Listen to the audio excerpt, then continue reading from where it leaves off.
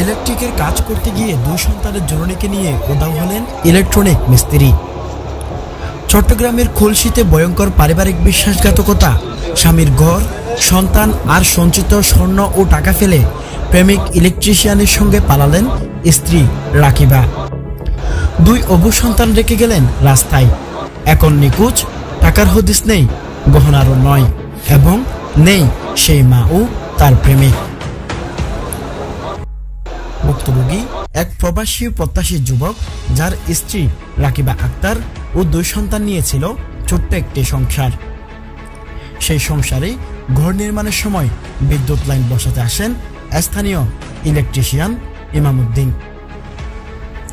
সেখান থেকে শুরু হয় এক অশুভ সম্পর্ক। কথায় কথায়, মেসেজে ফিসফিসে গড়ে ওঠে প্রেমের ফাঁদ।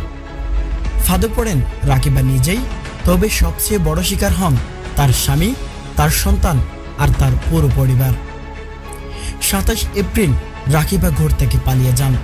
সঙ্গে করে নিয়ে যান স্বামীর বিদেশ যাওয়ার জন্যে সযত্নে জমিয়ে রাখা ৪ লাখ টাকা এবং ৫.৫ ভরি স্বর্ণালংকার।